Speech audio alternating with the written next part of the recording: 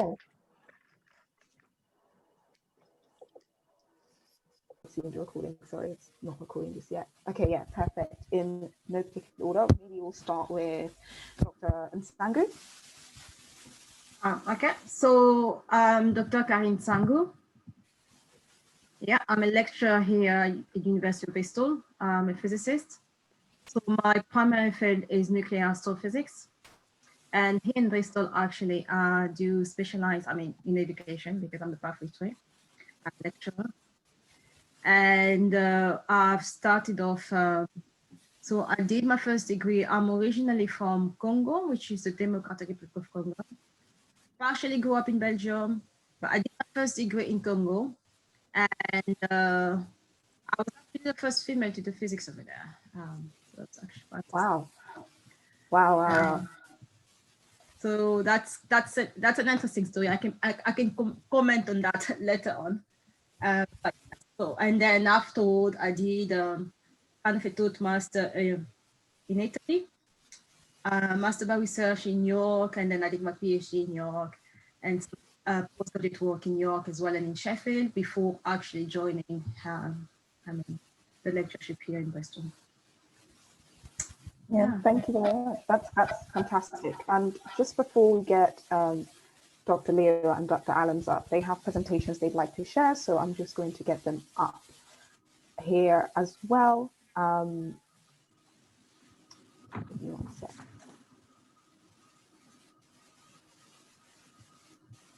So yeah.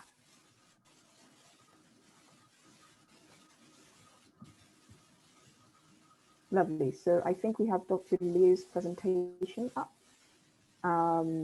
So I'm going to put that in full screen. Yep. Thank you very much. So yeah, I thought just to put things in slides that it's easier to see. I did my PhD here in Bristol, and that was I finished about 7 years ago, and then I did a postdoc here. So during that postdoc, I started thinking about my next steps. So I wrote up some research proposals. So I got like the 1815 exhibition research fellow and the EPSC postdoctoral research fellow. And I moved to the University of Oxford. And over there, I was also, elected as the junior research fellow at Mansfield College.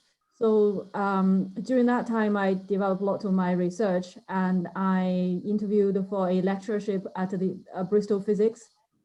So that's why I joined Bristol in July 2018. If you click the next slide. So since I joined Bristol, I started writing lots of grants and building my research group. I currently have 6 PhD students, 1 PDI, a couple of MSCs graduated, and I probably have another 2 postdocs joining very soon next year. But it was delayed because of the COVID lockdown. My research area is actually very applied physics side. I care about it's more like materials used in like aero engines or nuclear reactor. I care about how do they break in those extreme conditions, and how can we help the industry to design and better materials that could make a nuclear a lot safer and make the the fuel burning in an aero engine will be cleaner, so reduce carbon dioxide. So that's kind of a general research area I have in my group. If you go to the next slide, you could several clicks that should, yeah. So I kind of wanting to show you that I work a lot with industry. So this is again shows the nature of this kind of applied side of my work with lots of semiconductor, aerospace, and nuclear partners. So yeah, I think if you got any question in terms of how to work with industry, I'm happy to talk about that later. Yeah, thank you.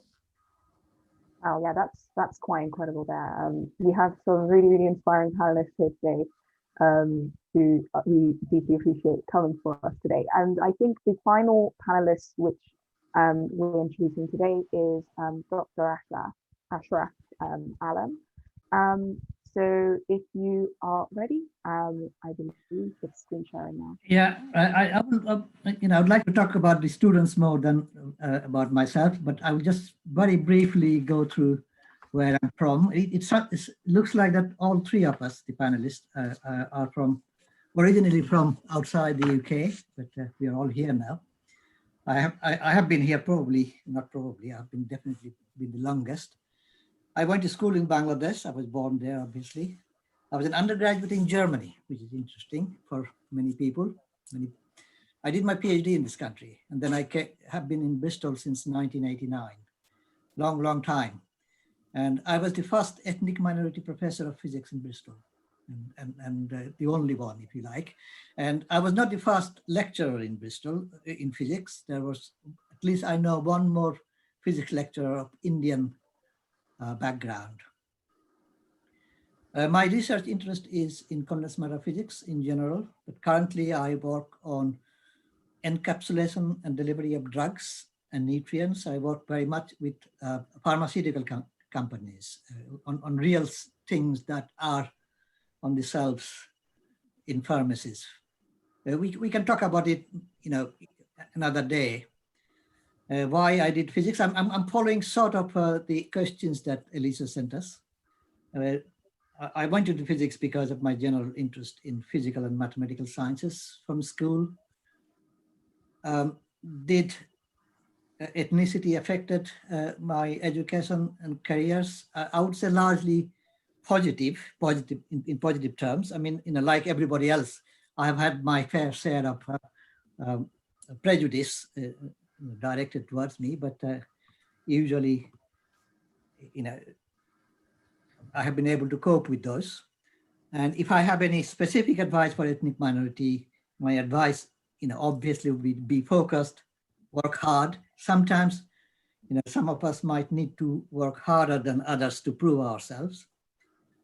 And always have goals and plans. And ideally, a goal A, plan B, and a plan C, and have pathways to achieve them. And that's my sort of introduction. But if I may, Elise, I just wanted to go through a few statistics that I looked up and where we stand as a community at university level, and go through very briefly.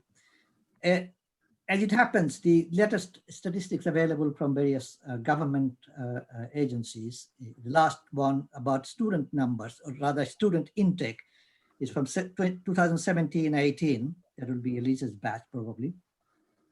Mm-hmm. And the number of students as a proportion of the 18 years olds going into university, the ethnic minority does very well compared to the white community. Actually, the Asian does the best. 50% of the 18 years go to university. Black does quite well. Chinese do very well. Mixed and others don't do very well, but white is this minority, if you like, as a proportion of the 18-year-old community. But later on, it is a little bit different.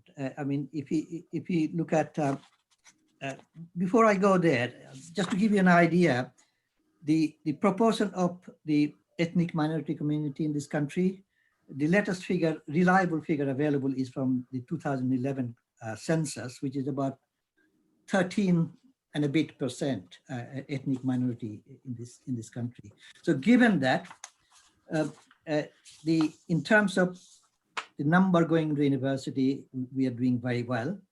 The number in terms of getting, 2, 1, and 1 is about 13% down on average, which is not so good. And yeah, quite interesting. Yeah, then going on to job market, actually the Chinese and Indian community do very well. This is not, I'm talking about physicists now, I'm talking about overall with university degrees. Bangladeshis and blacks and Pakistanis do very badly. And I think probably it is nothing to do with the ethnicity itself. I think it's probably socioeconomic background that has got more effect. And within the university itself, if you look at the number of academic staff as a proportion of the total academic staff, proportion of 16% of the academic staff in British universities are from the ethnic minority, which is higher than its proportion. But if you look at the people in the senior level, in professorial level, it is lower, lot lower than the proportion of the the BME proportion in the community as a whole. And within this BME community in the universities, Indians and Chinese, Indians do the best in terms of senior academics, and the worst are Bangladeshis and Black community. I do not know why, again, that is, but that's sort of the background. Wow, that's very, very interesting statistics there. Do you have Yeah. any, obviously we don't really know necessarily why some of these things. I have I've thought about it for a long time. I have actually, I have communicated within, my own community about why is this. But that's a discussion for another day. But I would say that it is probably a combination of many things. I think, there is actually University of Bristol paper. If you go and look it up, it was done by a PhD student project, which gives various ideas why this is the case. And then there is also a University UK paper, very long paper, which tells you. But I think all these things have to be taken with a pinch of salt. My personal view is that a lot of these things is to do with the background of where we come from, socioeconomic background, in the same way as it happens for the white people in this country. But having said that, I think there is an additional barrier to people like us, simply because of the unconscious bias. I think things are much better now than it was 30 years ago, but the unconscious bias is something that you cannot easily eradicate. So that's that sounds very interesting. I'm going to stop screen sharing now just to get to those questions, actually, because I have quite a few follow-up questions based on what I heard today.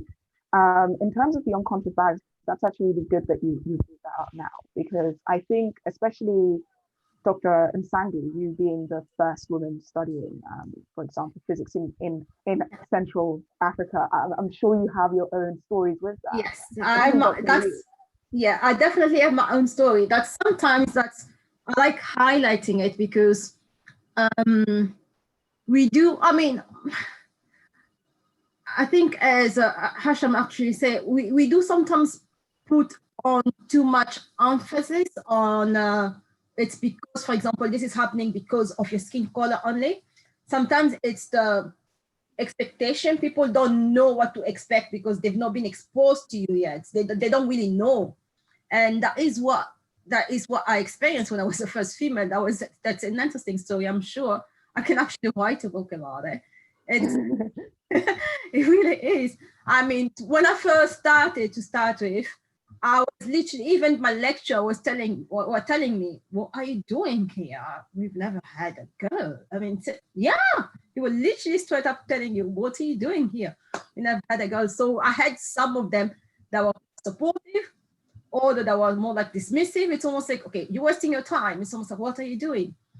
And so I had to work extra hard.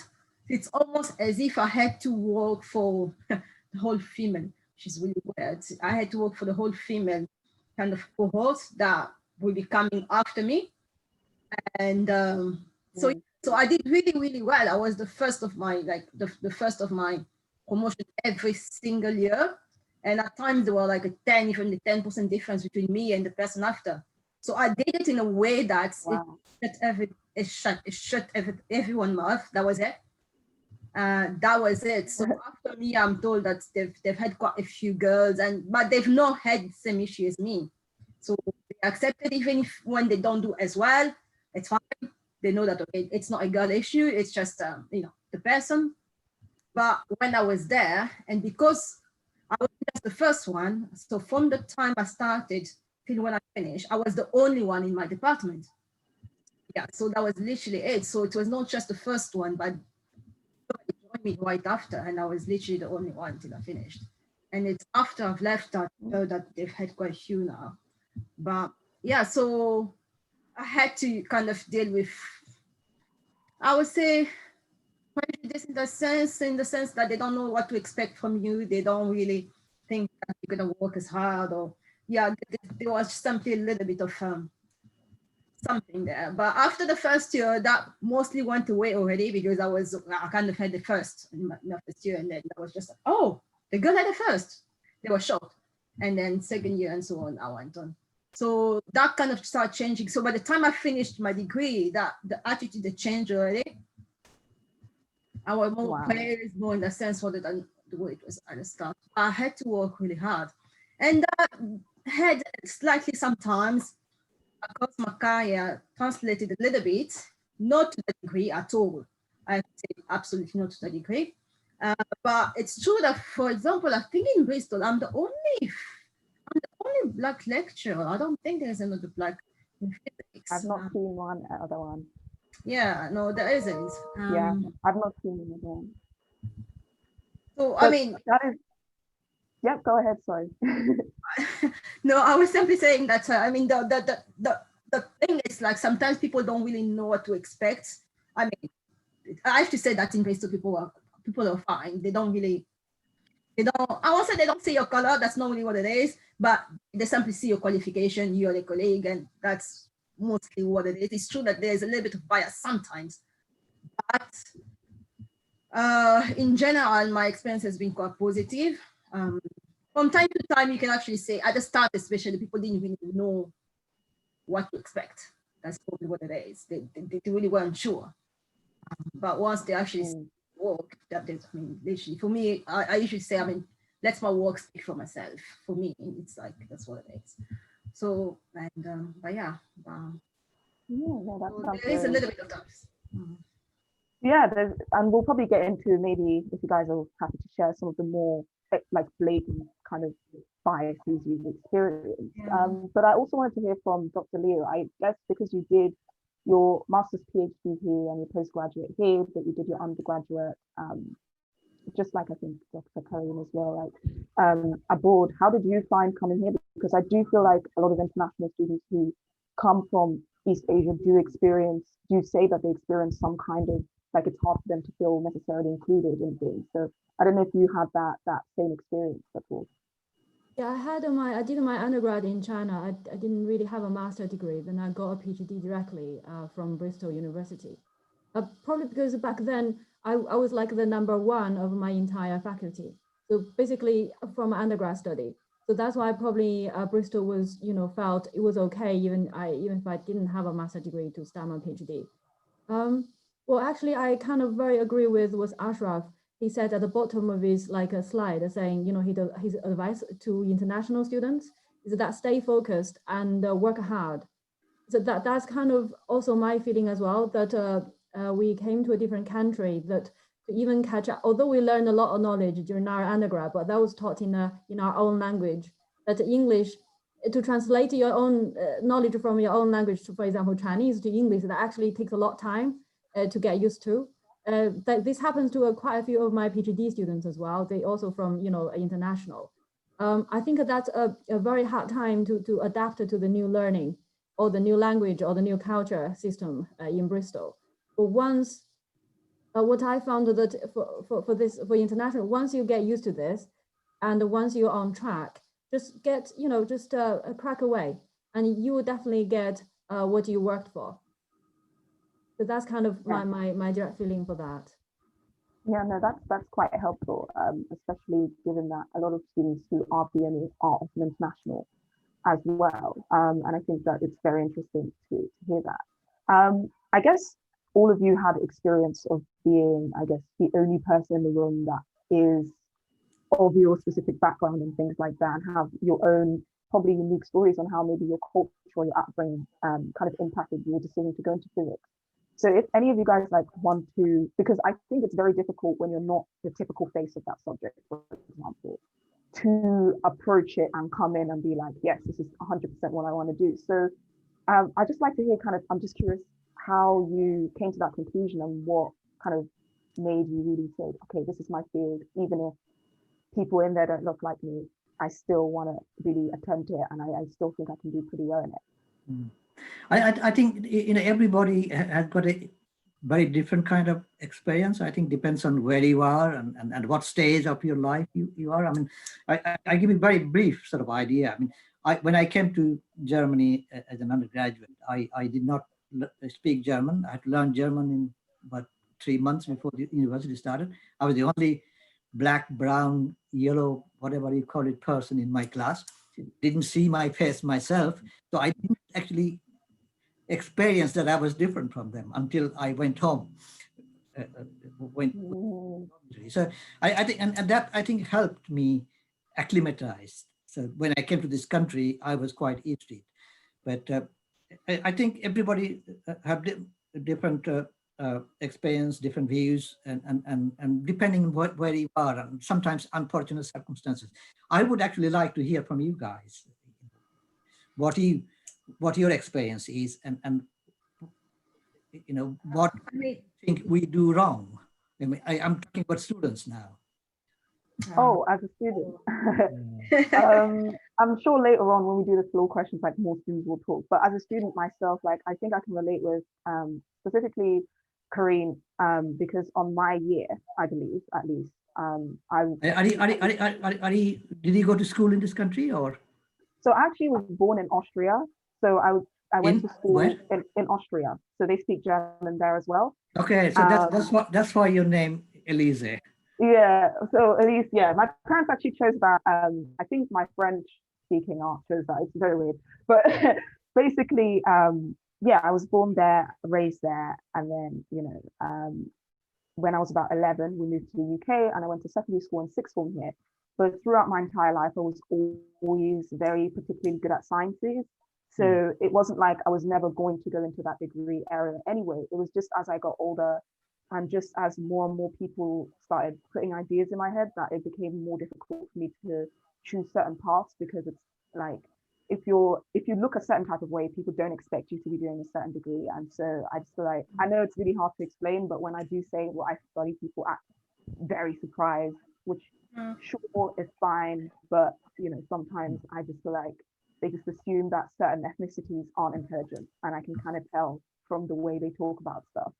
So, and also from the way your opinion is validated around you, it's like you have to prove yourself a lot more to have the same voice that certain people have, essentially, in terms of your subject. But other than that, in terms of the UK, in terms of Bristol has been, I think, really, really good with it, personally, I would say. I don't know if other students share that sentiment. And in physics, have you had any sort of, do you feel that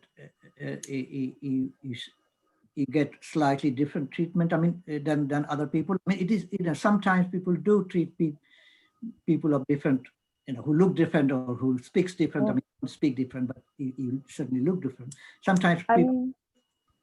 Yeah, I agree. I think at this point also, I feel like we're probably used to this treatment. If that makes, it's like I don't know any different than somebody looking at me a little bit foreign and talking slightly differently around me versus the other people. But I do notice it. It's just that it's like I'm just used to it. But I just, like I said, as long as it's not, to me, if it's not like huge, like blatant discrimination, I feel like that's the reason why I don't really register it so much, because I'm like, oh, they'll warm up to me, they'll know that I'm a human being in like 2 weeks, so it's fine. From there. I think discrimination, it has got many forms, and sometimes what might sound to us like discrimination may not be necessarily that. It might be just ignorance and stupidity. Very much so, yeah, exactly. Like certain things that I've said are very much from that place of ignorance. Dr. Liu and Dr. Nsangyu, obviously, like, I don't know if you guys have any thoughts on this specifically as well, in terms of, obviously, like, if your cultural upbringing made you necessarily go in that direction either, because I think when you come from a BME background, often your parents do also want you to do STEM. So I don't know if like your families were like, yeah, you know, this is what we want you to do, or you know, you came into it on your own as well, as well. Yeah, I mean, for me, it's quite interesting because, I mean, when I try to think of it culturally, I think culturally it's very unusual. I mean, as I said, I mean, even simply at that time, being the first female, but it did a lot to do with our upbringing. So, for example, my family, my dad especially, my father was, I mean, he grew up, I mean, they had a quite difficult life at the time, but he managed to actually go, I mean, and then study, but he did do something that he didn't really want to do, if that makes sense, but he was like an amateur scientist. And so literally I grew up reading like astronomy books in the house. We had like a telescope at home. So sometimes it was very unusual, but I mean, you literally grow up and then electricity is gone. Let us go and take our telescope and put it outside and watch at the moon. That's literally my dad, almost kind of a dreamer type of person. And I believe that because when I try to actually really look back into what actually really made me do physics, I believe that had a lot to do with it. It's almost as if the way we were actually brought up, it's almost like, you know what, you can do whatever you want. There's no limitation, which is very unusual, even given the part of Congo we were in at the time, for example. It was, I mean, when we were born, for example, even being female, now things have changed, but at that time, for example, we were, because we are like four girls and then one boy, that is kind of a really strange family outlook where everybody has done a scientific degree kind of thing. So yeah, that is very, very unusual. So that even from where I'm from is very unusual per se. But that is, I would say, that literally due to my parents, so my dad and my mom as well play a strong role. And simply the fact that we're like, okay, you can do whatever you want. It really doesn't matter. You may be a girl or there were quite a lot of limitations, especially in Africa, put up on girls when it came to studying. It's true that they do study, but yeah, so there were quite a lot of limitations, but that never really even crossed the mind of my parents to put on that the limitation over us. Just mostly, no, you can do whatever you want. Oh yeah, go do it. So when, for example, decided to actually really do physics, it's true that at that time it was quite interesting because being the first female, that kind of, even my dad were a little bit, are you sure that's really what you want to do? Because everybody was going into medicine at that time because apparently that is what pays well. So that is really what the parents over there wanted the children to do. So physics it was quite interesting actually. So he was for it and my mom was for it, but they were surprised that is what I wanted to do. So there's a bit of that.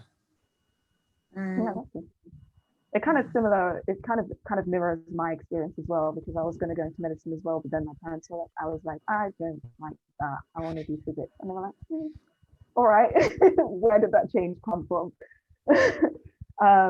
Yeah. So yeah, sorry.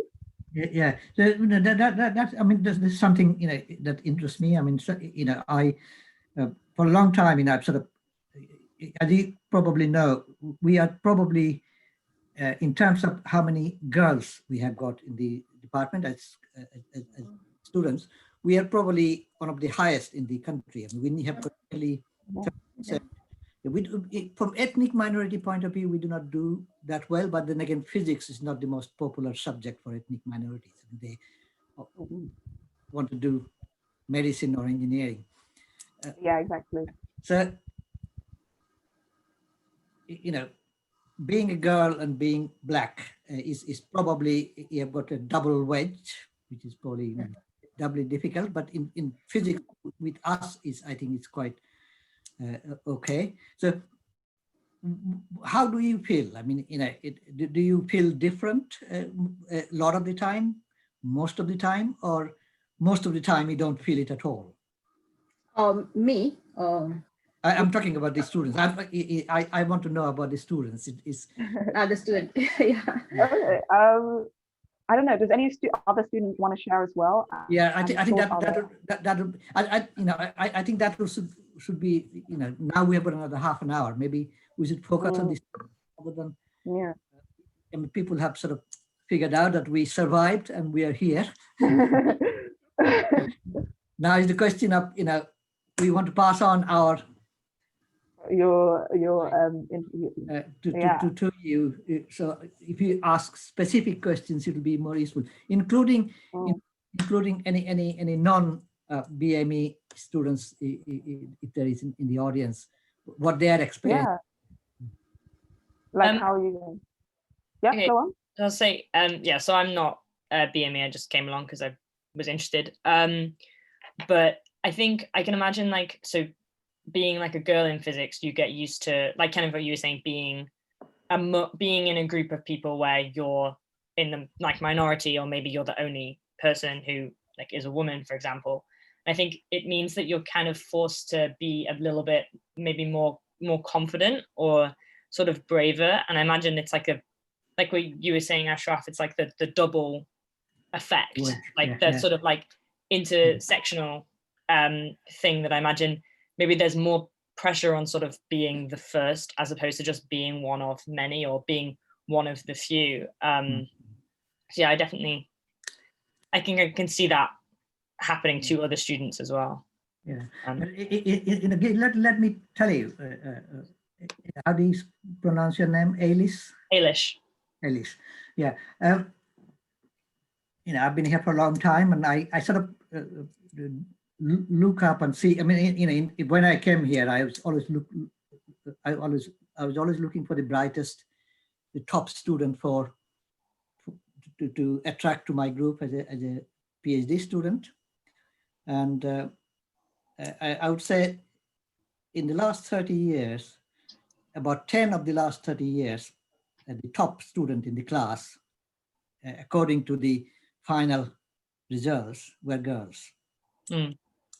So that is actually, roughly the same as the number of girls we have got, the proportion of girls we have got. So girls are actually quite good. And if in physics, and if you look at the top 10, there are more female students in the top 10 in each class, in my judgment, has been than boys. So yeah. But do you feel that you're a girl in the department when you're there sometimes, rather than you're a physics student? Yeah, just a student. Yeah. I wouldn't say I usually do. I think you kind of get a false reading sometimes, because like, I mean, at least knows, because we're like in the same friendship group, like our friendship group is like a lot of girls. So in physics, so I always think, oh yeah, there's loads of girls in physics. And then when you look at the year as a whole, you realize it's not the same. But I wouldn't say I particularly think about it like loads when I'm in the. Can I ask why your group is mostly girls rather than? I don't know. Because you live together, or I think it's probably because go on, Eilish. No, you go. No, I think it's because we mostly stick together. We like created a chat as well at the beginning of the year, and I think when you're I guess minority in a group, you naturally gravitate towards other people who are similar to you, because you can fill out your depth when you're entering an area where people aren't like you, I guess, in that sense. And so I feel like for me, it was a good like safe haven to be with other women in physics as well.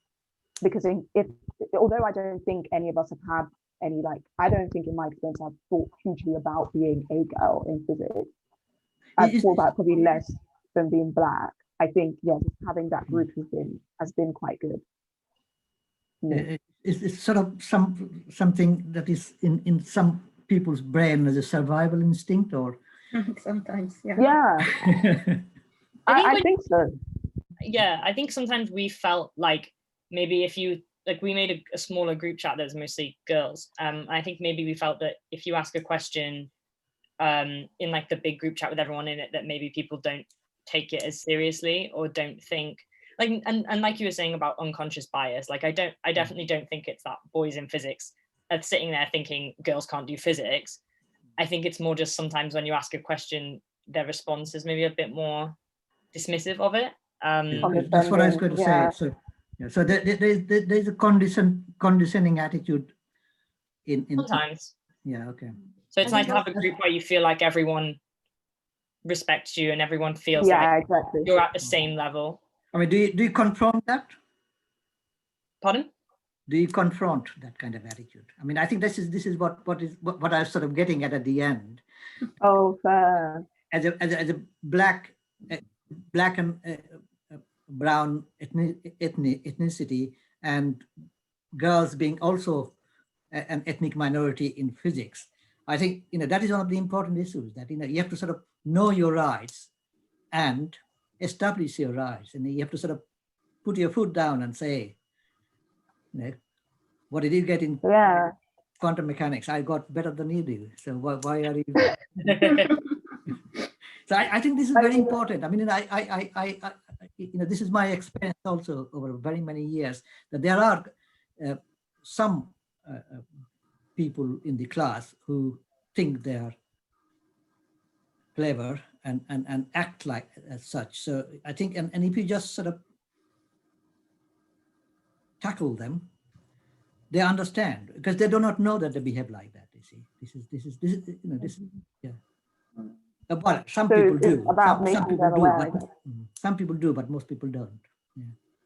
So I It's think true. Yeah, sometimes making aware, that's true. I mean, it's true that I have a way of doing that personally. I mean, I was simply, without telling you, I was simply making you think, okay, that wasn't okay. But yeah.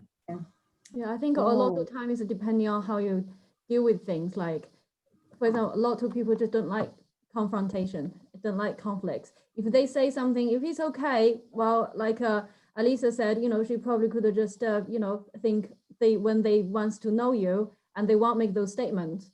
Once they realize how better you are than them, probably they will kind of show some respect. And actually, that reminds me, like, another thing is that guys in general have more confidence. If they're driving awfully on the road where there's somebody presses the horn, guy would say, that can't be me. The girl will say, oh, is that me? They're pointing out. I think it's some kind of reflection. In some people, they probably just feel good about themselves without realizing the reality. And girls actually more probably reflective or self-aware. That's why I think this is a good quality that girls have, would make them better. You need to self-reflect, you need to be aware what's happening, and then you can learn and become a wiser person with life, I think.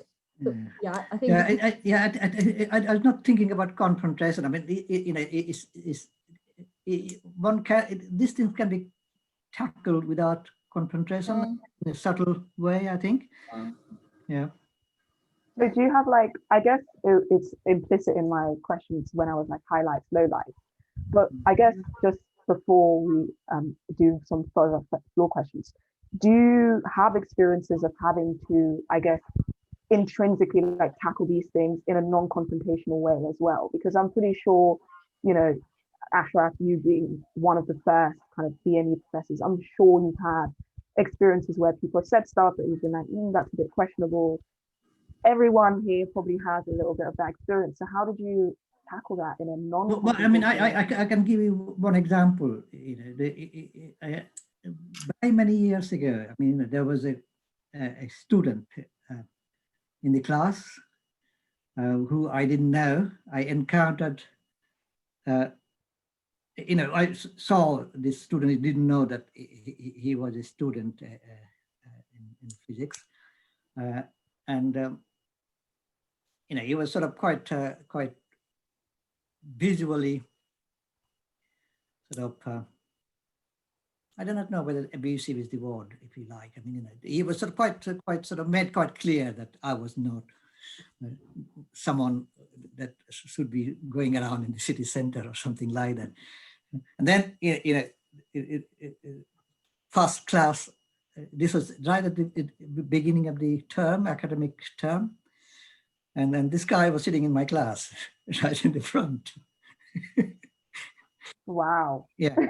So I asked him to come and talk to me after that, and he did come. He was already apologetic, and then we got on very well. I mean, I explained to him that you shouldn't judge people just by their looks or whatever it is, and I'm just like you, I'm just look different, and I knew this person for 4 years. After that, I still know him. Wow. So, Yeah, so I think, yeah, I think so these things, I think it could go wrong. I mean, if he was a really prejudicial person, it would be different. I think it would have gone differently. But because he probably just come to university from a place where he has never seen anything like this, and just a reaction of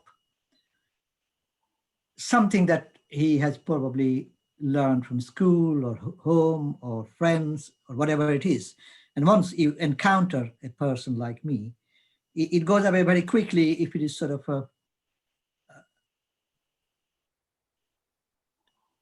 if the person is not really prejudicial. And I don't believe that most people are prejudicial. A lot of the prejudice comes from ignorance and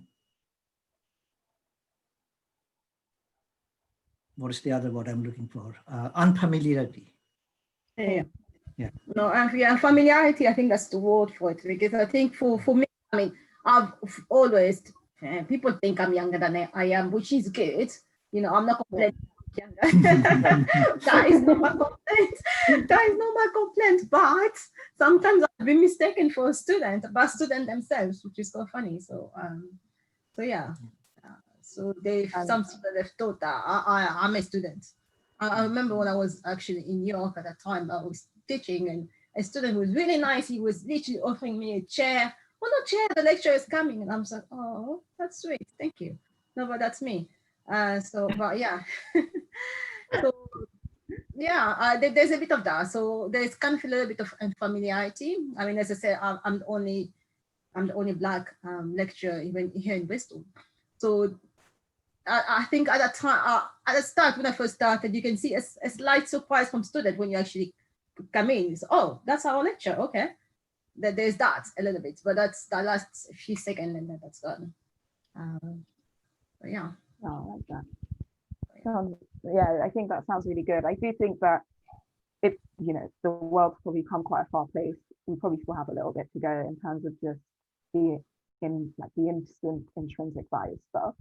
But even during my course of my life, I would say the world has drastically changed in attitude, which is quite interesting in the way the discourse around like race relations and things like that is.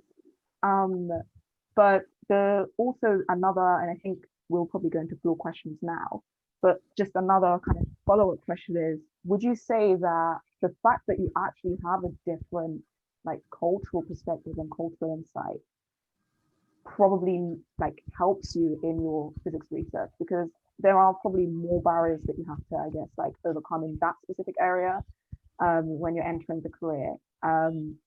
So do you think that gives you even more of a drive to do well in your career? Yeah, I think I mean, you onto something there. I've kind of interacting with a few other lecturer. I think I say no. Is it a lecturer? I mean, who are kind of born like Black. I mean, British. The outlook a little bit different sometimes.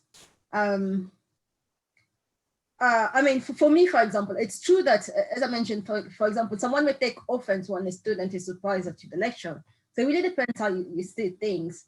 And because for me, it's natural, it's unfamiliarity. That is something that even I would do, if that makes sense. So, yeah, so it depends how you say that. I think the way you see things and your outlook on things help and simply understand that sometimes it's unfamiliarity, sometimes it's not necessarily prejudice, it's not necessarily someone being against, absolutely not. Most of our students are fine, they're good, amazing and good. So yeah, so I think that kind of the fact that, at least for me, that's the way I see that, the fact that I came, especially me, went on being the first female. That was brutal, to the point where I've not experienced something as brutal as that. Even if you can actually say that while doing my PhD, I had to work really hard, sometimes twice as hard, in order to simply be recognized as being equal. That is true. There was a little bit of that, but I was so bruised compared to what is happening that I was just like, oh, this is nothing. Yes, that was just. That's what. Yeah, that's. Yeah, that was That just is like, precisely it. yeah, that was really that. So someone else can take offense into it sometimes, but it's almost like, yeah, I know. For me, it's almost like, this is like a kind of a child game or whatever. It's nothing. Yeah. So I don't know. Yeah, that's amazing actually, that I guess you've now adjusted to this hard work where it's like now it's like it is just a part of life. I'm just dealt this the cards I'm dealt with.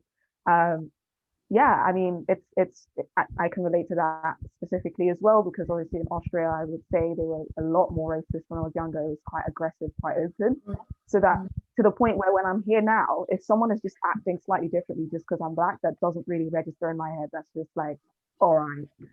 I'm like, okay, in like 2 weeks time, they're gonna know I'm a human being. It's fine. So I don't know if like I don't know, Dr. Liu, I don't know if you experienced something similar, especially because in your case as well, like you said, you came from China, did your undergrad straight there, you were at the top of your year. So do you think you pushed yourself more to the like to be the top of your year partially because you were a female, a woman, or was it just, yeah, I'm just that smart, it's just was always gonna happen? And then when you came here, obviously, do you think that people did treat you differently because obviously you were different from, I guess, the norm PhD student? Well, to be honest, actually, I didn't feel much of a difference during my studies, either as undergrad or PhD.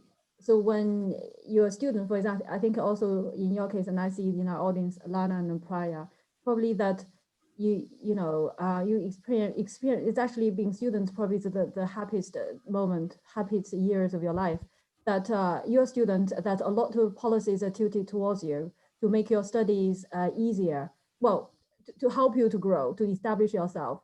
But I felt probably a lot more resistant you to feel that when you're establishing your career. For example, in my area, physics, we're talking about physics, but Bristol physics is very different from many other universities because here we combined materials science as well. For example, in another Oxford University, for them, there was a material department, particularly studying materials, but here at Bristol, we don't have it. So kind of it combined with traditional physics and also material sciences and even semiconductor and devices like this. So that in our field, it's again, male dominated area, aerospace, nuclear. So often when I lead a project, there will be 10 people from different companies. I'm the only PI on it, only female PI Asian. So, but the point is, I actually try to say that as long as you know your stuff, if you're the expert in your area, it does not matter whether you're white or black or Asian or female or something like this. It just, you need to be confident in yourself. And I think that for anybody, even for somebody who is not a minority, who is not female, they would run a lot of difficulties in their life as well. I think probably for us that we have a bit more like disadvantage than them only made us stronger. This is what I felt about it. Just to go on with, what I think the most important thing is to find something that you're interested in, like to read about it, to learn about it. As you grow, that will become your career as well. That's probably the best way to go. And that will make you stronger and make you kind of overcome a lot of difficulties that comes along the way. That's kind of my feeling in general about this. No, that's very interesting. And I guess that mirrors sorry, did someone have something? No, I was gonna say it's exactly what Lily said, because I think a couple of years ago I've attended one report. Because I'm part of the EDI simply because I'm the disability coordinator of the School of Physics, and it was concerning like attainment. So there were quite a few kind of attainment issue that I was actually quite surprised on. Quite a lot in the Black community. So students would have started at the same level at first, but by the time they finish, they kind of lag behind.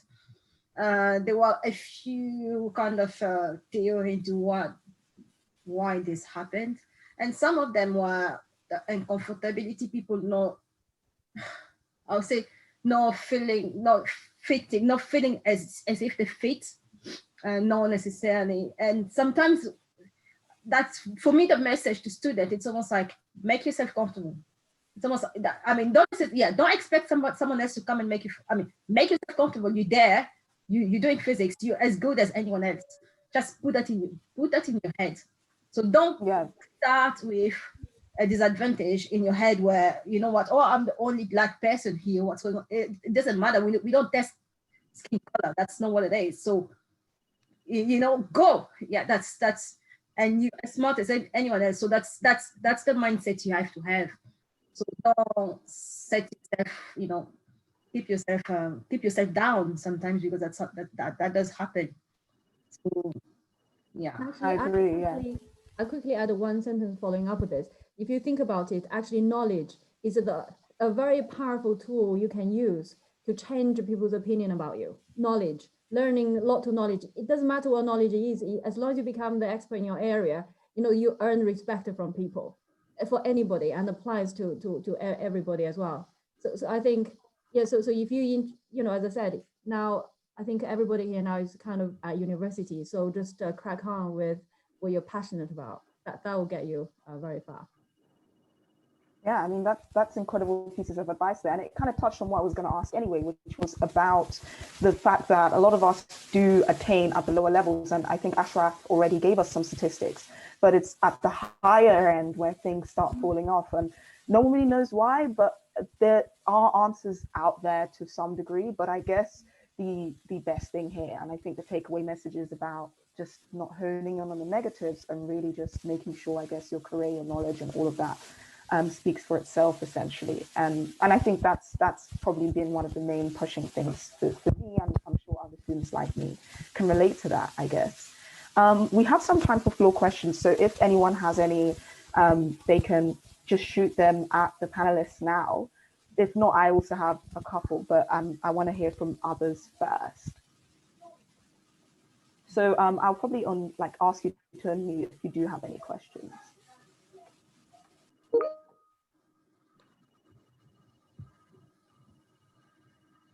Oh, okay. No one so far. All right, that's great. I still have a couple of questions, so it's good for me. So I guess the overarching thing, and we've heard like a lot of advice, like in principle, in terms of helping students get through their degree. I guess on a lighter note, although it's getting dark outside, what would you say has been the highlight of your career? It doesn't have to be related to like BME like experience or anything. I just wanted to just hear something on a light note just to inspire other students. For me, success of my former PhD students. Okay. Yeah, so that's a quite a, you know, gives you pride. A large number of them are doing extremely well.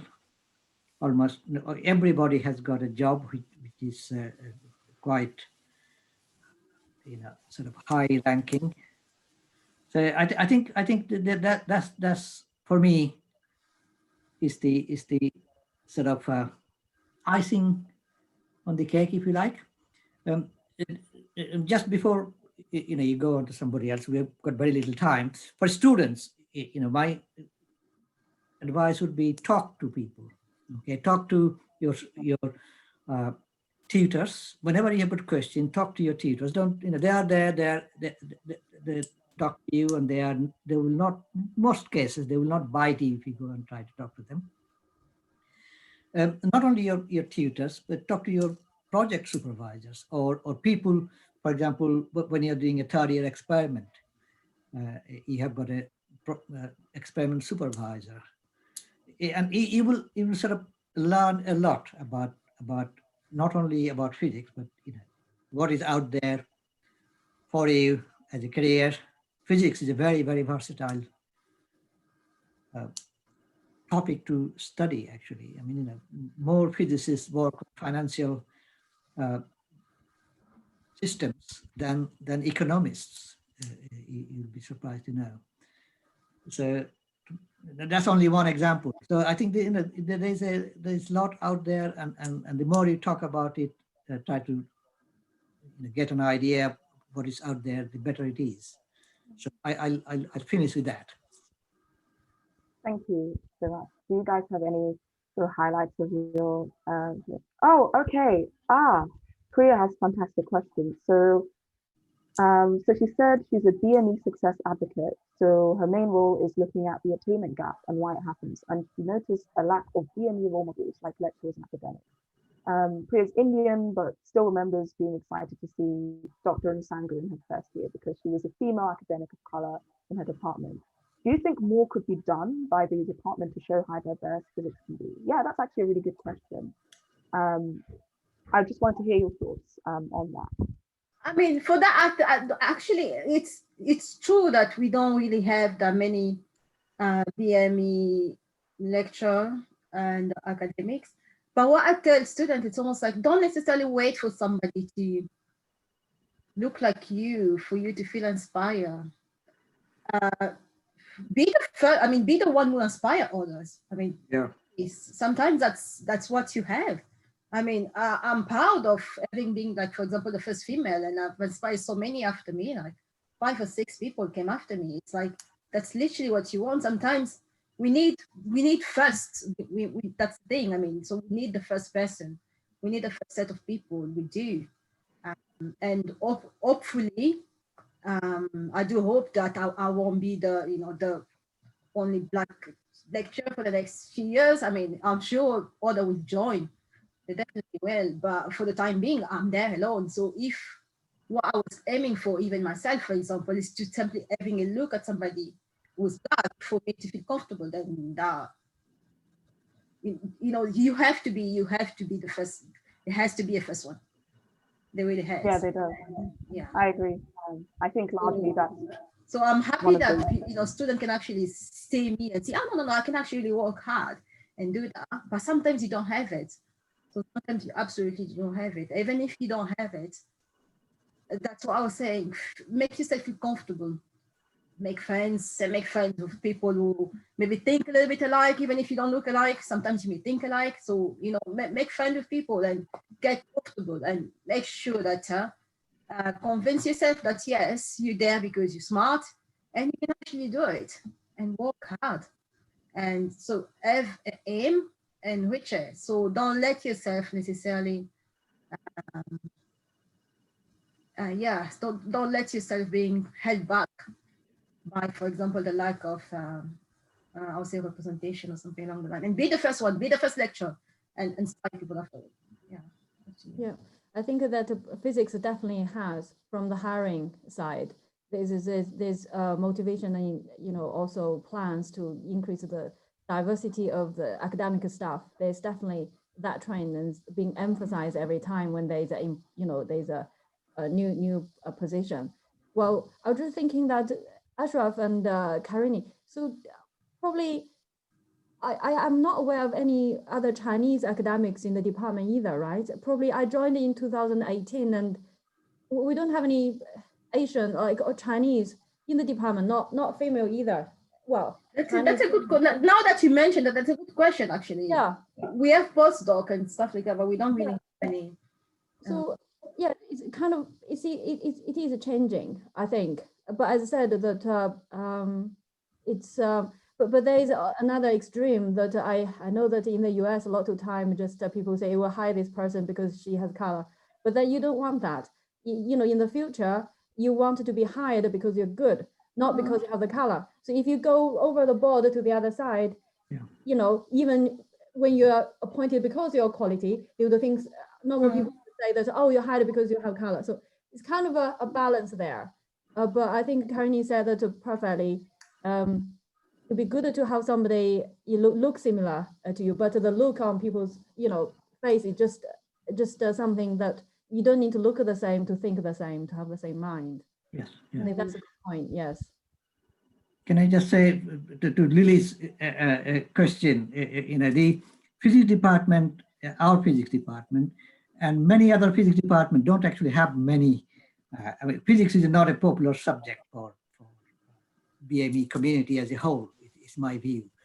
In physics, there was one lecturer in physics before me, and then I was the only one for about 25 years.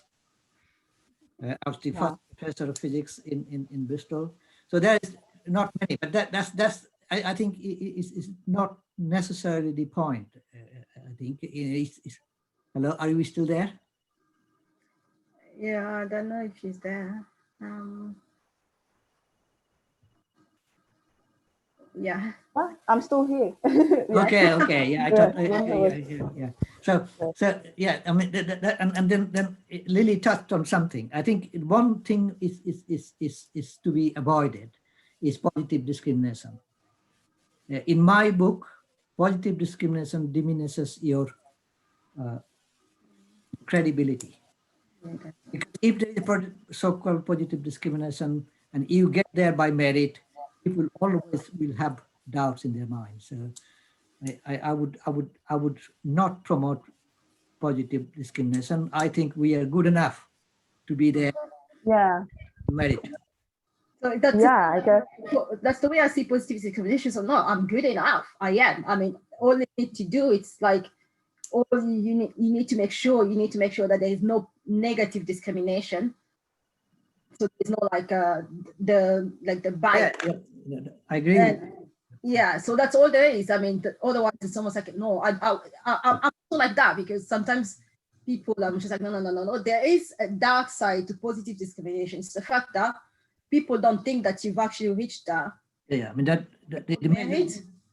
major issue there is the unconscious bias, and I think it's going to be quite a long time of conscious effort to get rid of that. And I think people are talking quite openly about this. People are conscious about this, and that helps. And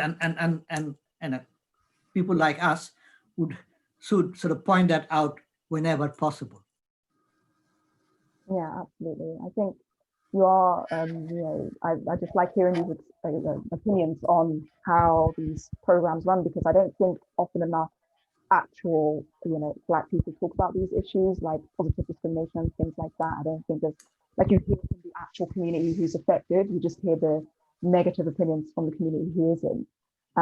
But I think, I very much think that I think more work should be done to help those people who are trying to apply to get the skills that they need to be the best possible candidate, rather than positive discrimination, because I think the drawbacks of it, I'm experiencing today, random people telling me I'm getting jobs because I'm a Black female, not because I'm studying physics at the University of Bristol. Like, it's a bit ridiculous, but it is something that I do experience because of that, and it isn't fun.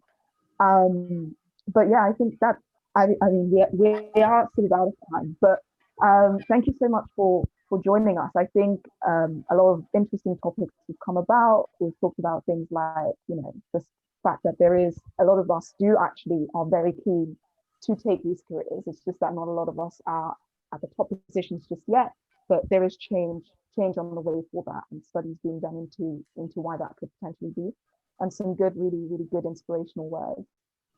So yeah, I'd just like to thank you all again for coming. And I think also, just to answer this question as well, as the chair of the BME network, I did feel like you, that there wasn't too much like representation of the BME academic staff. So I thought this would actually be the perfect answer to that they do exist. They're here, they are able to speak to us about these things. So that's like if people do want more of these things, they can let me know as well. But yeah, it was really, really fun to do this. And yeah, thank you so much for joining. I suggest that when the pandemic is over, let's do it in person. Yeah, absolutely. Yeah, I think if restrictions are lower by the second term, I would like, again, in the second term, to do something similar, just because I think this is just so useful, and I think there's so much left to talk about that we just couldn't cover in this hour. But thank you very much for joining us. Thanks for organizing. I think that's important, especially to maybe try to tackle a little bit of the attainment make people, I mean, yeah, so I think some Yeah, people, make people to attend more. Yeah, I do agree. Like trying to get that attendance up. It's difficult with online because a lot of people say they'll attend, but oh, they no, won't click on the Zoom. I meant attainment, like what she mentioned, what Papaya mentioned on attainment. Oh, yes.